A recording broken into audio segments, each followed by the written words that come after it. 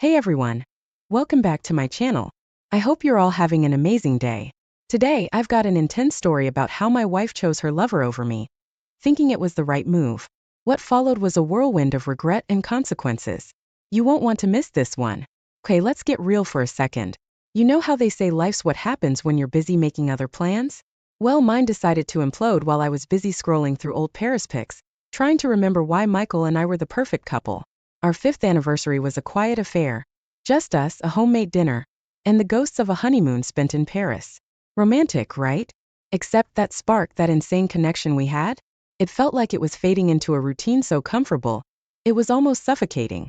Michael with his head buried in spreadsheets, and me grading papers until my eyes blurred. Movies became our conversation, silence our soundtrack. But here's where it gets juicy. Enter David, the new gym instructor with a smile that could light up a black hole, and an interest in my day that seemed revolutionary after months of, "How was work?" Met with grunts from Michael. Can you blame me for craving a bit more excitement? David was like a live wire, electrifying my dull days with just a glance. So yeah, I fell hard and fast into something that felt a lot like recklessness wrapped in desire. It started with coffees after my workout, just as friends. But who were we kidding? Each laugh, each shared secret, pulled me further away from my husband and deeper into David's orbit. I told myself it was just a bit of fun, a harmless distraction from the monotony.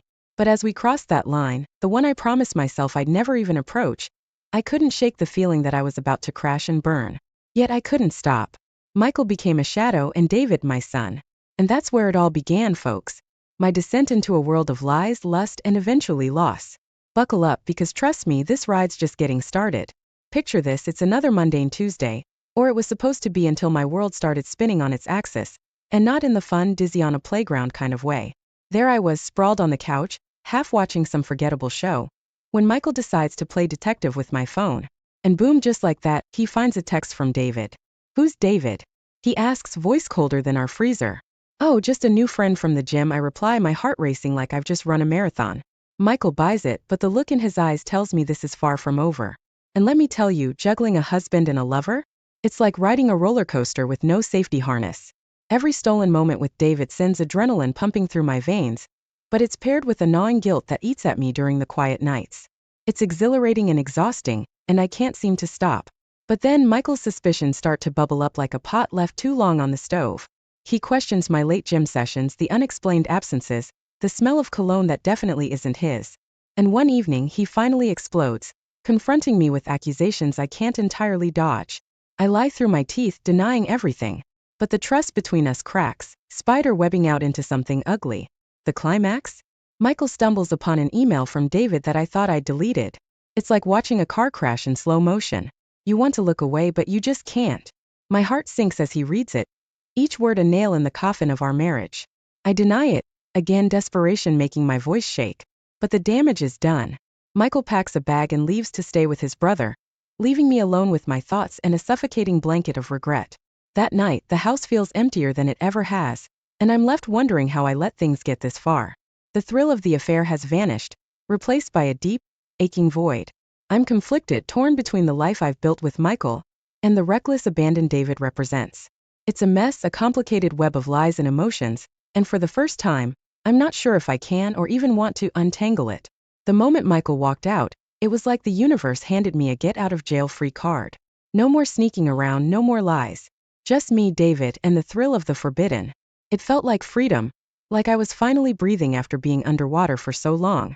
But here's the thing about playing with fire, you're bound to get burned. It hit me out of nowhere, the gut punch that changed everything. There I was, thinking I'm living some sort of dream, when I overhear David. He wasn't just talking. He was boasting, bragging to his buddy about how he'd scored the unhappy housewife. My heart didn't just break, it shattered. All the lies I told myself about David caring for me, about us having something real, evaporated in an instant. I was just another notch on his belt, a game to be won. Confronting David was like ripping off a band-aid. Quick, painful, and necessary.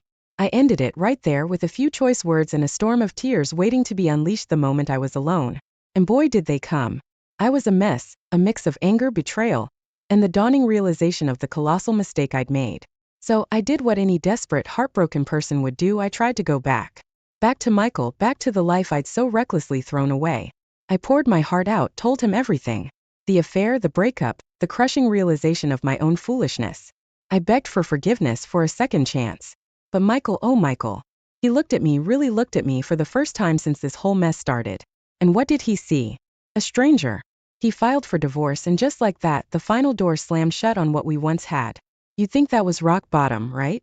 But no. The universe had one more twist in store. David, the cause of all this chaos, moved on to his next conquest. My sister Emily. The betrayal sliced through the already gaping wound in my heart. It wasn't just my marriage that was destroyed. My family was fracturing too. Desperation doesn't even begin to cover what I felt.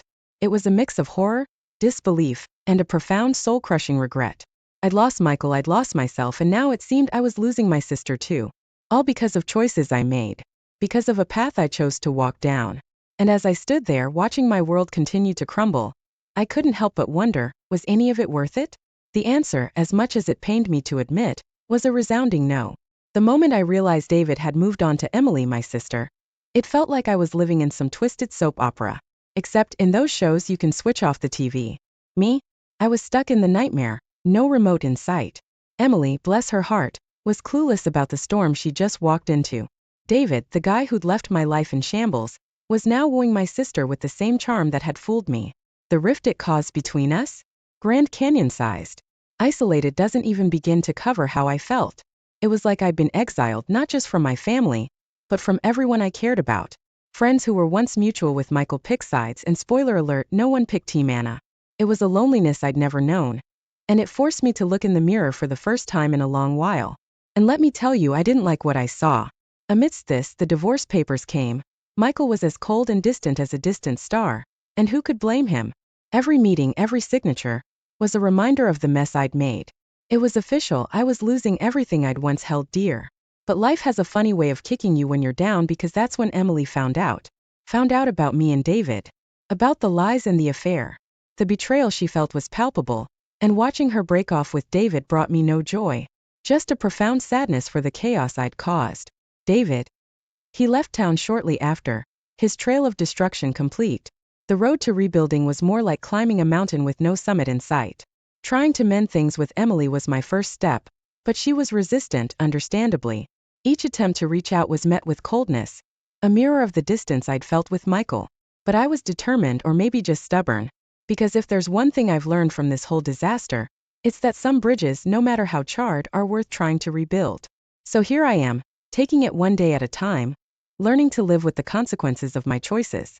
It's not easy, and I doubt it ever will be, but if there's a chance to fix even a fraction of the hurt I've caused, you better believe I'm going to take it. Because at the end of the day, it's not just about making amends, it's about finding a way to forgive myself. And maybe, just maybe, finding a way back to the people I love. The whispers started the moment I stepped back into the real world. A world I'd almost forgotten existed outside the bubble of my own drama. Walking into work, it felt like I was wearing a scarlet letter. Each glance and hushed conversation a reminder of the scandal I'd become. There she goes, they'd whisper, as if I couldn't hear them, as if I wasn't already drowning in my own pool of regret. It was like being back in high school, only worse, because this time I knew I deserved it. And let's not even start on the financial mess. The divorce settlement? It hit me like a freight train, leading me to pick up the pieces of my shattered lifestyle. Suddenly, I'm juggling bills I can't pay and a lifestyle I can't afford, all on a teacher's salary. Nights out, designer clothes, those became relics of a past life, replaced by budget spreadsheets that never seemed to add up. Loneliness became my constant companion, a shadow that followed me even into crowded rooms. It's one thing to be alone, it's another to feel alone in a room full of people. My bed felt too big, my home too quiet, and my thoughts too loud. Every what if and if only played on loop in my mind, a cruel soundtrack to my newfound solitude. That's when I realized I couldn't do it alone. Therapy wasn't just an option, it was a lifeline. Sitting on that couch every Thursday at 4 p.m., I started to untangle the web of guilt, shame, and regret I'd woven around myself. It was hard, probably the hardest thing I've ever done. But week by week, I started to see glimmers of the person I used to be, the person I could be again. Armed with a fragile new sense of self-worth, I began to venture out again, attending social events solo. It was awkward at first, showing up alone, feeling out of place in time. But slowly I started to make connections. Real ones, built on shared interests and genuine conversations, rather than the superficial ties of my previous life. Work, though, remained a battleground. My professional reputation had taken a hit, and no amount of late nights or early mornings seemed to make a difference. I was the woman who had it all and threw it away. A cautionary tale in flesh and blood. But every challenge, every whispered judgment, became a stepping stone. I was determined to prove them wrong, to prove to myself that I wasn't just the sum of my mistakes. So here I am, fighting my way back inch by painstaking inch. It's not easy, and some days it feels like I'm barely holding on. But for the first time in a long time, I have something I thought I'd lost forever: hope. Hope for a future that's different from my past. Hope for a chance to rewrite my story. And maybe, just maybe, that's all I need. The day I sat down to write that letter to Michael, my hands were shaking so badly I could barely hold the pen. It was more than just a letter, it was a confession, an apology, and a goodbye all rolled into one. I poured everything into it, every shred of guilt, every apology I had in me. Dropping it in the mailbox felt like letting go of a balloon, watching it drift away, knowing you can't get it back. And when he never responded, it was the silence that said everything. It was time to move on, truly move on. So, I threw myself into self-improvement like a woman possessed. Yoga, painting, a night class in creative writing, you name it, I tried it. It wasn't just about filling the hours, it was about rebuilding myself from the ground up, piece by piece. Each new hobby was a step away from the person I'd been, and a step toward the person I wanted to be. The road to reconciliation with Emily was long and fraught with awkward starts and painful stops. But the day she finally forgave me, it felt like the sun breaking through the clouds after a storm. Her forgiveness wasn't given lightly, and I didn't accept it lightly. It was a promise, a vow to do better, be better. And then, just when I thought I was content being on my own, he walked into my life. Someone new, someone unexpected. He was kind, funny, and had a gentleness about him that made me feel safe. But the scars of my past made me cautious, hesitant to jump into anything too quickly. I was learning to trust again, but more importantly, I was learning to trust myself. Community service became my way of giving back. A chance to make amends in a small way. Whether it was serving meals at the homeless shelter or organizing charity events, each act of service was a step toward redemption. It wasn't about erasing the past, it was about building a future. Rebuilding trust, especially with the people who'd seen me at my worst, was a painstaking process. There were no shortcuts, no easy fixes. But every day I showed up. I showed up for my family, for my friends, and most of all for myself. It was a slow journey, filled with small victories and setbacks. But with each step forward, I was proving to them, and to me, that people can change, that we're not defined by our lowest moments. Looking back, I realize how far I've come. From the ashes of my old life, I've built something new, something better. It's not perfect, and I'm not perfect. But maybe, just maybe, that's okay. The day I landed in the hospital, clutching my chest, thinking it was the end, was the day my life flashed before my eyes. Not the highlight reel, but the bloopers, the mistakes, the heartaches, the time lost. Lying in that sterile bed, hooked up to a symphony of beeps and drips, the reality hit me like a freight train. The stress of my past, the wreckage I'd caused, it wasn't just emotional. It was physical too. It was a wake-up call, loud and clear. Something had to change. The path to healing was slow, paved with doctor's visits and a newfound respect for my health. But it wasn't just my body that needed mending. My family ties were frayed, hanging by a thread. So, when we finally sat down for a family reunion, it was with cautious optimism. We tiptoed around the elephant in the room until we couldn't anymore. Acknowledging the past, we decided to look to the future. A future where we could be a family again, scars and all. But just as one part of my life seemed to be piecing back together, another was fraying. My new relationship, once a beacon of hope, was now clouded with doubts. My partner struggled with the shadows of my past, the whispers of mistrust. It was a different kind of heartache, one that made me question if I was doomed to repeat the same mistakes. Amidst the turmoil, a quiet realization blossomed within me: self-acceptance. It wasn't about erasing my past or ignoring my flaws.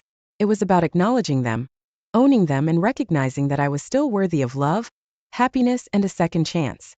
This newfound acceptance became my armor, my strength. Financially, the road to recovery was littered with obstacles, but I tackled them head on. Budgeting, saving, even picking up extra shifts. Whatever it took to regain control. With each paid bill, each small financial victory, I felt a little more like the captain of my ship, steering away from the storm. Reconnecting with old friends was a gamble. I reached out, half expecting to be met with silence or disdain. But to my surprise, some doors opened. Conversations were had, coffees were shared, and slowly, the bridges I thought I'd burned started to show signs of repair. It wasn't universal forgiveness, but it was a start. Professionally, I hit a milestone. A project I'd poured my heart and soul into was recognized, celebrate it even. It was a vindication, a public declaration that I was more than my personal failures. I was competent, capable, and deserving of respect. This journey of personal growth was often painful. A series of steps forward and inevitable slides back. But with each challenge I found a resilience I didn't know I had. I wasn't the same person who had made those mistakes. I was someone new, someone better. The recognition I received for my community service was a bittersweet reminder of why I started in the first place. To make amends, to give back, to find redemption. It wasn't about the accolades. It was about the difference I was making, one small act at a time. As my new relationship weathered its storms, it emerged stronger, more resilient. My partner began to see the woman I'd become, not just the woman I'd been. We built a foundation of trust, understanding, and acceptance, proving that love could flourish even in the rockiest of soils. Looking forward, I'm filled with a cautious optimism. The past will always be a part of me, but it doesn't define me. I've learned, I've grown, and I've changed. The future is unwritten, a blank page waiting for new stories, new memories, and new beginnings. And for the first time in a long time, I'm excited to see where it leads. If you enjoyed this story, please hit the like button and subscribe to my channel for more incredible tales. Don't forget to leave a comment below with your thoughts and share this video with your friends. Hey everyone! Welcome back to my channel. I hope you're all having a fantastic day. Today I have a crazy story about how my wife got a new job, found a new love, and thought she had it all figured out. But karma had other plans, and you won't believe how it all turned out. I received this story over the weekend. Apparently this guy's wife got a new job and she started cheating on him, but sounds like he got the last laugh. First, I'll share a little backstory about me and my wife. Since I want to stay anonymous, I'll use placeholder names. Anyways, I'm Jack and my wife, now ex-wife, is Sheila. We met on an online dating site and hit it off right away. I was a carpenter from Bellevue, Ohio, a smallish suburban town without much to speak of, while Sheila was from Columbus. At the time, I was working as a carpenter in my local town. If people needed renovations or had broken furniture, I was their guy. My wife worked in a Columbus restaurant. We went out once a week at first. Eventually, we decided to get married after a year and a half. I wish back then I could have known how much of a mistake that would turn out to be. For the first 5 years of our marriage, things went well. We moved in together in a Columbus apartment, and while it was a little on the small side, we were happy to share the space. We both agreed on not having kids either, at least until we had enough money to afford a family. We'd go to the library on the weekends to rent cheap movies, and once a month we'd eat out at my wife's place of work. They offered employee discounts. Life was fairly good, and even without that much money coming in, I was happy. I didn't know it at the time, but my wife didn't feel the same way. One day, Sheila came back from work extra late. She looked like she wanted to throttle someone, and her clothes were dripping wet. She took off her hat. Workers were required to wear one at a restaurant, and sighed very loudly. I asked her what's wrong. She said one of the dishwashers didn't make it in. I told them washing dishes wasn't part of my job, but they were not having it. I had to stay extra late finishing all the work, and apparently I'm not even getting overtime. Sheila had mentioned asking for a raise, but never built up the courage to confront her boss. I always urged her to do it anyway though, because she worked twice as hard as anyone else, and had been working at the restaurant for several years. Sheila didn't reply to my question though, and instead, she looked off into the distance with a strange focus. Sheila said she was going to quit, claiming her company never valued her as an employee. I told Sheila I know it's not fair, but we can't pay for rent on just my salary. Sheila suddenly looked at me with an angry expression, and blamed me because she had to work as well to help out with the bills. Then she threw a jab at me, saying if I stopped fixing windows and got a real job, she wouldn't be stuck in the same restaurant for the next 10 years. I was floored. We'd had arguments in the past, but this was a different side to Sheila than I was used to. She never used to insult my work or lay blame on me in this way. I was livid. I replied in the heat of the moment. I've been working the same job since before we met, and if you don't like it, then feel free to leave. I don't need you, and don't ever blame me for your problems. She stormed out of the house, and I didn't hear from her for the rest of the night. I texted her, but I got no response. When I called, each call went right to voicemail, or was hung up on the spot. When I tried to get in touch with her parents, or other family, they all told me she wasn't speaking to me. While I was by myself, I started to wonder if I made a mistake. Was I too harsh on Sheila? At the time, I thought I should have been a little more diplomatic, but I now know that this was just the first red flag of a great betrayal that was coming very soon. About a week later, Sheila texted me asking to meet. We both went to the same restaurant where Sheila worked, and there we made up. Apologies were exchanged, hearts were mended, and it seemed like everything was going back to normal. However, there was one big change that wasn't like normal. I noticed when we got the bill that there was no employee discount. I asked Sheila about this. Did they forget the employee discount or something? No.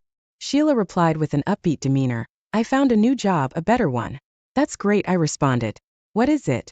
Delta Airlines.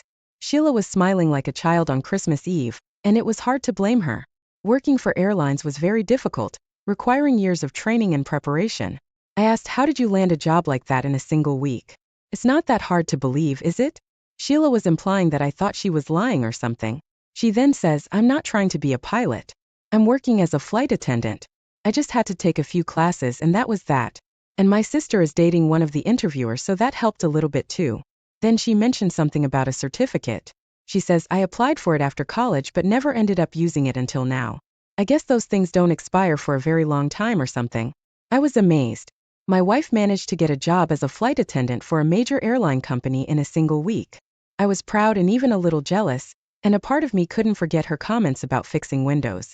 For the moment, I put that aside to focus on the good side of things. We were back together, and we'd be able to support ourselves while also loving our jobs together. Things were good, and I hoped they would stay that way forever.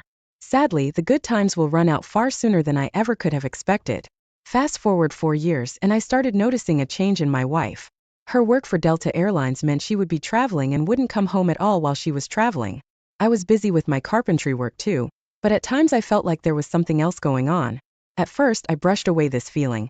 But as time passed and my wife continued to become more distant, I finally had to say something.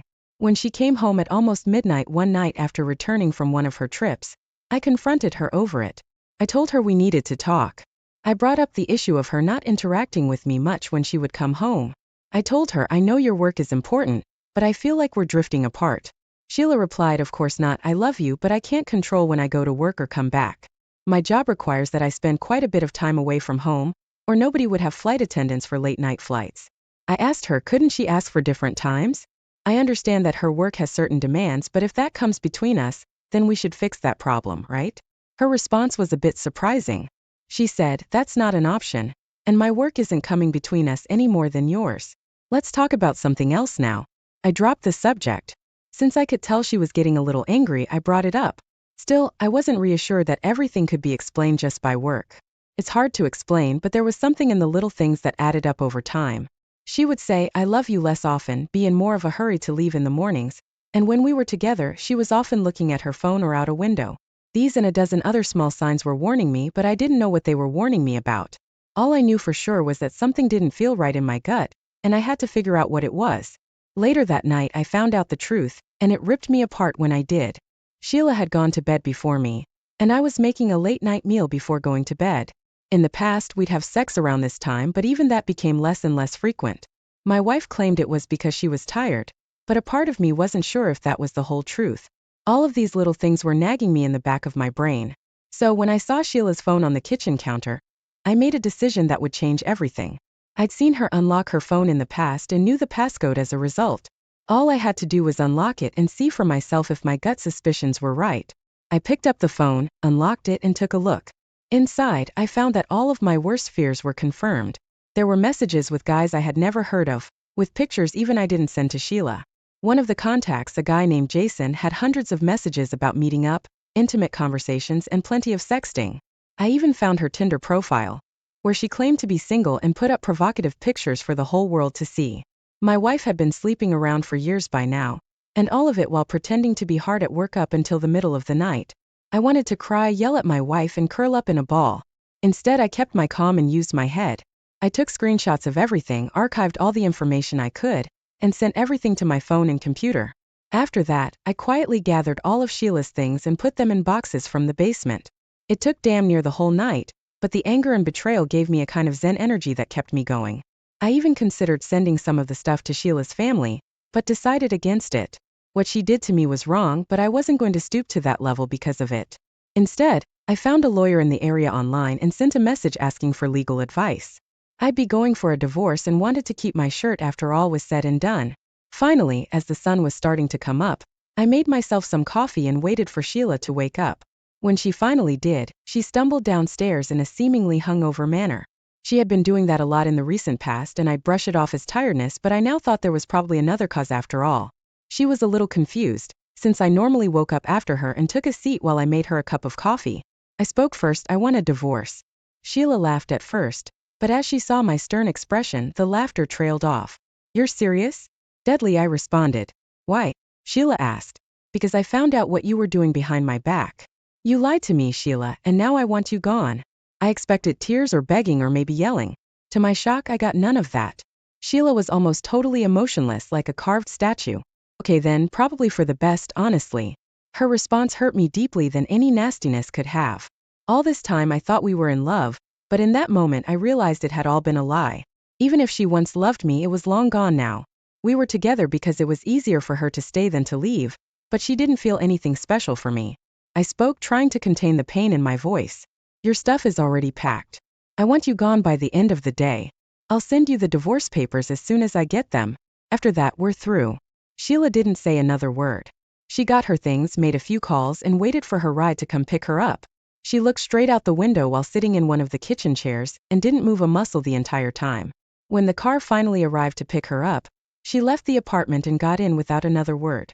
1 week later, and I'd finally cleared things up with the lawyer I contacted. He sent me all the divorce documents I needed and told me that I could even get alimony because of my wife's high-paying job. I was skeptical if a judge would be all right with that, but decided to add it to the documents nevertheless. After everything was ready to go, I sent it to Sheila, who was staying with her parents. I sent a text to her after the papers were sent. The papers are on their way. Once you've signed them, we can both move on from this. She responded later that day, once I sign these, it's all over? Yes, I replied. She responded, good. I got the divorce papers back about a day later and reviewed them with my lawyer. Inside, the papers had a generous alimony payment for me, both because of my lower paying job and the infidelity of my ex-wife. I figured Sheila would contest the numbers, but it seemed she was comfortable with paying that much. Now all that was left was to submit the papers to the court and get this divorce hearing underway. In the end, submitting them took an afternoon of driving to a nearby courthouse, wait for the court hearing. About a month later, it was finally over. I was divorced from my cheating wife. Fast forward another month. I received my first alimony payment of nearly $600 into my bank account. Turns out that being a flight attendant pays a lot better than me fixing windows. Needless to say, Sheila wasn't happy about that, lol. I sent her a thank you text for her monthly generous donation to my bank account. I saw that my cheating ex-wife was in the middle of typing a reply, but I never read it. Before it was even sent, I blocked her number and deleted her contact from my phone. I never heard from her again. I am still getting alimony payments and I don't feel bad about my carpenter job. Her cheating on me turned out to be some supplemental income for me. It sucks I had to lose my wife over it as I loved her with all my heart, but what's done is done. In January 2020, my friend makes a stupid decision and buys a brand new car he can't afford. His insurance is like $400 a month. He makes like $10.25 an hour working as a shift supervisor at McDonald's. His car payment is like $795 a month. Now at $10.25 an hour, 30 hours a week, that's a weekly income of about $300 or about $1,230 a month, so yeah. So my friend came to me for help because I used to sell cars and know the industry pretty well. I go over his paperwork. The dealer did rip him off, but my friend is trying to find a way to get out of this mess, and ripping someone off isn't illegal. They did, of course, overcharge him for the warranty. They gave him a higher APR. They had add-ons, etc., but none of that is illegal, and I know the only way I can get my friend out of this deal is if they did something illegal. So I look at his finance application that my friend signed. It correctly listed his income, which turned a light bulb on in my head. No bank is going to approve someone for a $795 car payment if they're only making $1,200 a month. It does not make mathematical sense to do that. So I start searching through his paperwork for the finance app the dealer submitted to the bank. You oftentimes submit a finance application at a dealership. The dealership will take the hand-filled out application and reproduce it electronically. This is pretty normal. However, on the application the dealer submitted to the bank, the dealer said my friend was the GM of the McDonald's and made $70,000 a year. My friend had good credit, so it doesn't appear like the bank asked for proof of income. So I go to the dealership with my friend and tell the sales manager he's going to put me in touch with the GM because we're going to be unwinding my friend's deal and giving his trade-in back. The sales manager thought I was joking. The GM also thought I was joking. Then I demonstrated how this dealership finance department committed bank fraud. I showed the GM the finance app my friend filled out. I then showed the GM the finance app his dealership submitted to the bank and pointed at the income difference. My friend really made $14,000 a year. The dealership claimed my friend made $70,000 a year. That's bank fraud. That's a felony. Let's keep this simple, shall we? The GM sees his dealership is in a load of shit. The proof I am presenting to him is rock solid. He knows it. I know it. We are all on the same page.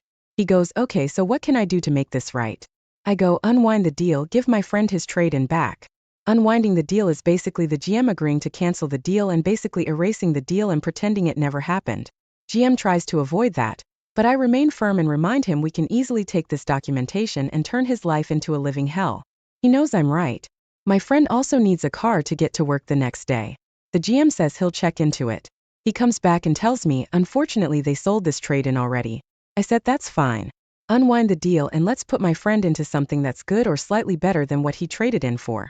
So the GM goes, so he'll buy a car similar to his trade-in? I said no, you'll give him a car similar to his trade-in.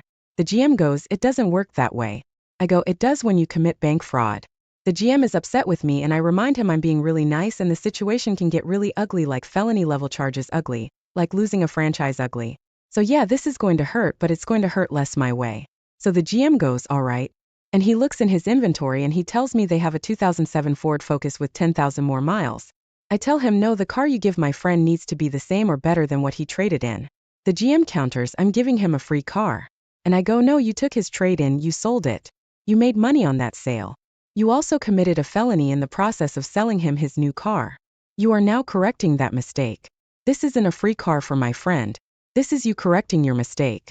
GM insists that's what he's willing to do. I tell him if he can't do better than that, we will go to a consumer protection attorney and have a conversation with him. My friend didn't want to go this route, but it was our plan B. We go to get up. The GM says, wait, give me a second. The GM goes, I have a 2008 Civic. It has 5,000 more miles, but it's a Civic and not a Focus. I unwind the deal on the new car and put your friend in the Civic at no extra cost. We agree. GM has the paper drawn up. The old loan on the new car is canceled.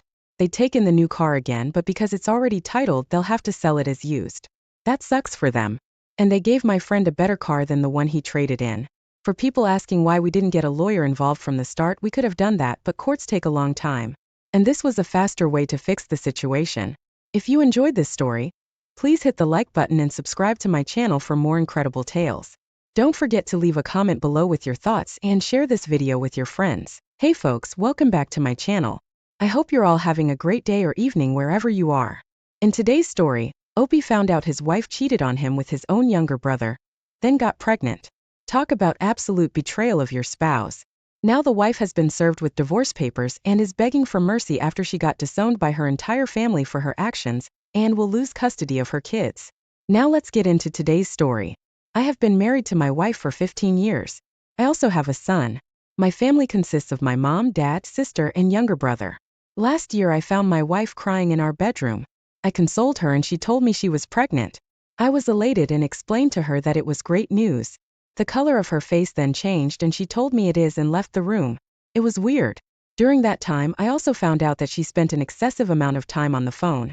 I took care of her alone and did the cooking and cleaning because the COVID situation was high, so no one could come in here. She gave birth to a healthy baby girl who looked just like her, adorable. Fast forward to last month and this month. My brother used to frequently visit us, which I thought was fine until it became every day. But hey, he's my baby brother. This month we went to our parents to stay there for 2 weeks. I saw my wife getting awkwardly close to my brother. I was the primary breadwinner of both families. My father owned a few shops which were under my direct control. I am an investment banker and apart from this we also have several houses that we rent out. So I stayed busy most of the time, but whenever I came home I saw my wife and brother spending time together, which was weird considering she was close to my sister before. I also noticed my sister spending more time with me. I got the sense something was up and that my sister wanted to tell me something. I asked her several times but she assured me everything was all right. Last week my father asked me to spend some time with him fishing, just me and him. I agreed, during which he told me stories about fish and how he spent his time with his father here. He went on to praise me about how good a son I was and that he was proud of me. I sensed there was a bigger picture. He also told me that he's disappointed in my brother because he has no goals set. He doesn't work, does pot, smokes, and is an alcohol addict. My father wasn't very close to my younger brother, but my mom was. When we were leaving, he told me he has to go somewhere, then gave me the fishing kit and a small piece of paper. When I opened it, my entire world turned upside down. It was a DNA test. I'm not the father to my daughter. I rushed to my home, the family home, everyone was there, and confronted my wife and brother. They both accepted it and apologized to me, telling me it was a mistake. I further found out that it's been going on for a year, and they both love each other. My wife consoled me by saying that she can't change what happened, and she will always be sorry for me. I'm a perfect husband, father, son, but I couldn't be a good lover because I spent excessive time outside. I took her on vacation twice a year, date nights once or twice a month, and we got intimate 2 or 3 times a week. My sister chimed in and told me she knew but couldn't bring herself to tell me. Hearing the commotion, my mom came in with the baby. She explained to me that she can't change the outcome. My wife and brother already have a baby together and that my son grew attached to it. I should accept it and move on. I was the older brother and I should forgive them. I called her out and told her, how can my own family betray me like that? I told my wife I don't need a wife for whom I have to compete with other men despite her being my wife. I then told her she will get the divorce papers and told my backstabbing brother that I always stood up for him and now he's the one to backstab me. My phone was blowing up. My father told me he is with me but he can't say anything openly due to my mother. He told me that he's sorry. He told me he's sorry for being a bad father, and said my mom knew about the affair but didn't speak about it. I told him I don't care. I don't need a family that stabs me in the back and he can gladly cut me off from the family after the divorce. I haven't told her family yet. My soon-to-be ex-wife calls me every day 100+ times and says my son misses me. My brother hasn't reached out to me yet. My sister apologized to me telling me she should have but she couldn't be a good sister, and that I am her role model. She is always proud to have me. I haven't replied to them at all. My mother called me to tell me we all make mistakes and we can be a family again if I decide to forgive. She hinted that my children need a father figure and if I can't be there, there's my brother to take care of my family. She then told me the court won't give me custody, and if she stands up for them things might go wrong for me. That infuriated me and I blocked her. I haven't talked to any of them in the past 2 days. Divorce can be expensive here but it is what it is. I haven't told anyone about this, haven't slept well and I can't eat anything. I feel like I've lost my reason to live. In just a week I've lost everything. My family, my wife and kids, my dignity, everything. I feel like dying because there is no purpose to my life, at least now. I talked to the lawyer. The lawyer said I'd have to pay spousal support. Getting primary custody will be hard. Again, divorce here is expensive. I'm looking at around $900 a month as spousal support for her and our daughter and 50-50 custody of my son and half the assets. I also noticed I wrote DNA test. Sorry, it was a paternity test of my daughter and brother and it confirmed it 99%. Update. This is a small update on my situation. I thought things would be better with time but it instead turned worse. I left the house after finding out and got my finances in order, met lawyers and started divorce proceedings. I got the papers this Friday. My wife came over and we had a talk. She told me she doesn't want a divorce for our son. She apologizes and acknowledged this is her fault. I told her I want a divorce regardless and gave her the papers. She had the audacity to initiate sex like, oh, I was going to give in. I told her to leave after that. This Saturday, my sister who lives in the Netherlands and came here for vacation called me, and we had a talk. She apologized on her part.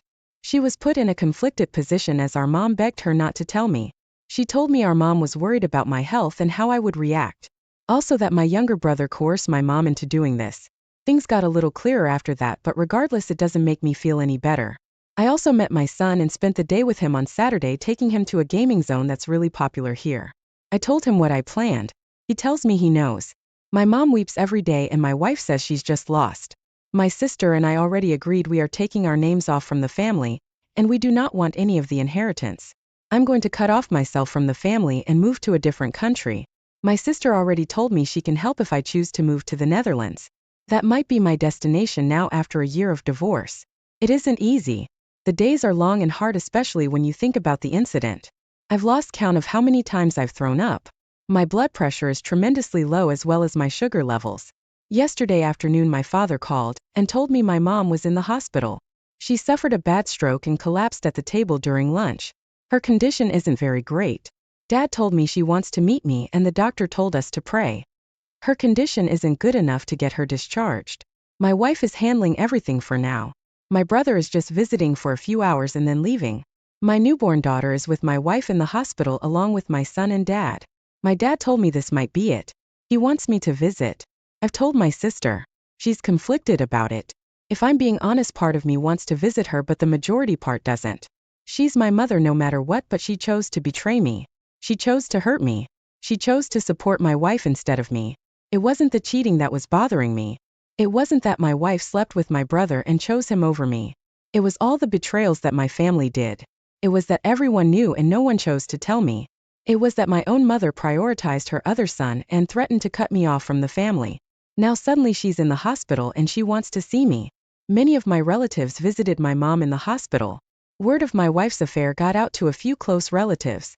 My favorite uncle absolutely destroyed her right in the hospital by calling her and my brother the most vile things. It took my teenage son to get my uncle into his senses and regain calmness. I've talked to a few friends.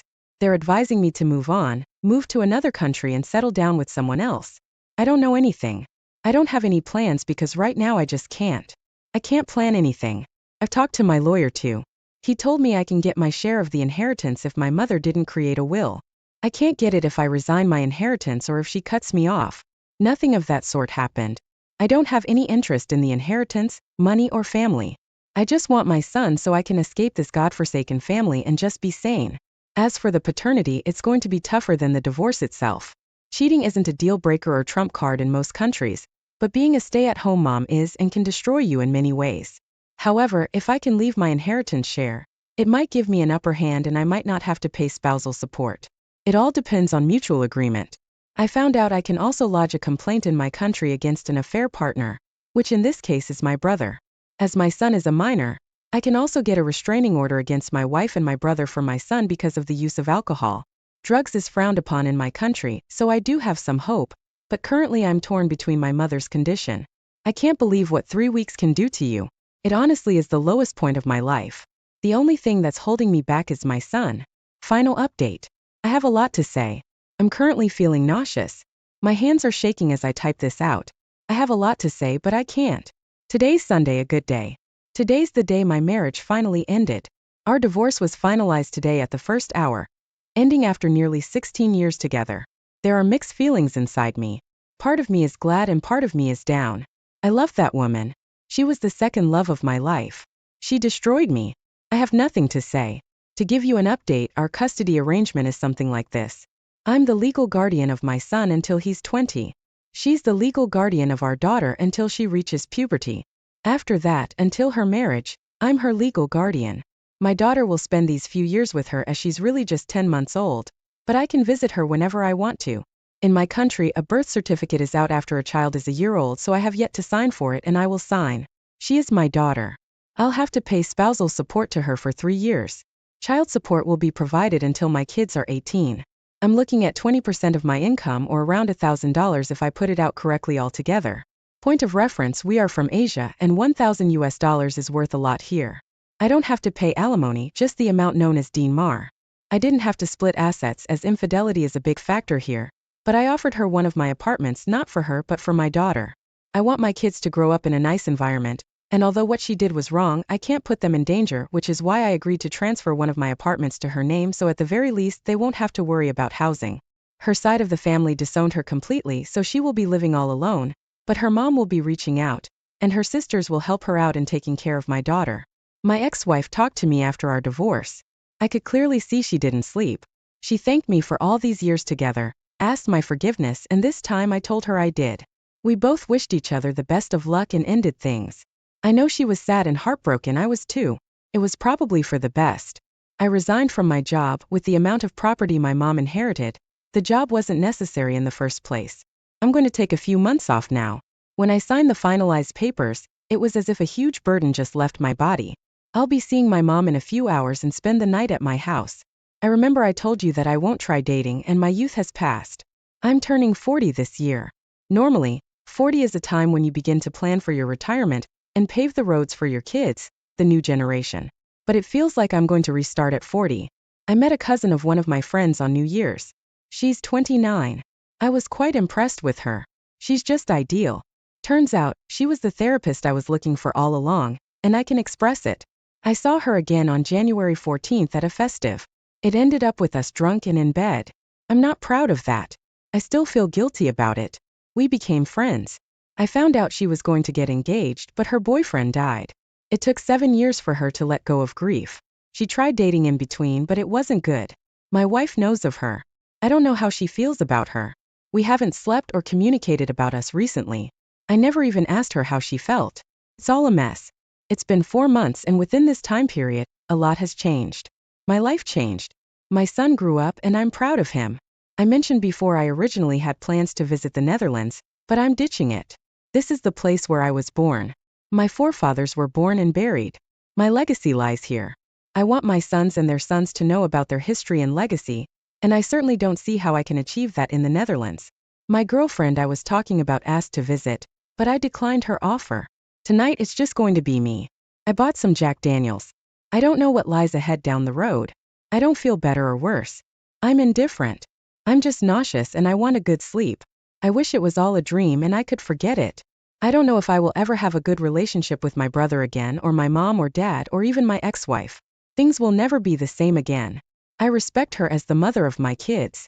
I will try and be there for her. My ex-father-in-law reached out to me. He told me he was sorry he couldn't be a good father to ensure their daughter's upbringing. Few things in life are meant to be that way. We spend time, money, and effort, and at the end it isn't even our decision or choice that matters. Such are the sacrifices of both men and women. I admire people. I admire you guys who went through this traumatic period of life. Up until yesterday, there was a constant thought in my head if I made the right decision to divorce. That thought is still in my head. I don't know if I made the right choice. I don't know if I'll ever get over this betrayal. I don't know if I can start over, but for tonight it's me. My son is with my mom. He will be staying there for the night. This is it, folks. This is it. Cheers to the road ahead. Thank you all. OP. I'm sorry this happened to you. Take some time to analyze your feelings. At the end of the day, she would not have stopped cheating even if she told you she had. You were kind and generous, and even your ex-wife saw that. In 1 year from now, your pain will be far less. In 2 years, you will be enjoying your family in whatever form that takes, just you and your son, or you and a new family. Infidelity never works. It's a crime of entitlement, a lack of empathy, and involves putting their own wants over their family's needs. Unfaithful people make crappy partners. Gets better. Take good care of yourself. Let's see what the comments have to say about the situation. Whenever you doubt your decision to divorce, just remember that she told you, your parents, and sister that you're an abuser. She traumatized your son with her infidelity. Your son may have trust issues in future relationships. Your wife did that to him. She is also mainly responsible for your relationship with your family being destroyed, though your parents and sister were also at major fault for supporting them. None of this would have happened if they never even had an affair. Lastly, she brought an innocent child into this mess through her infidelity.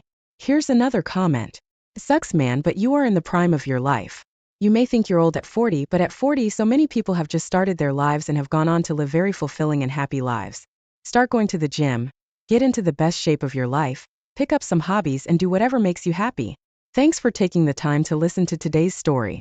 Don't forget to like and subscribe if you haven't already done so, and comment below on what your thoughts are on today's story. If there's a story you would like to share with me about your own situation or someone else's, then please do not hesitate to contact me.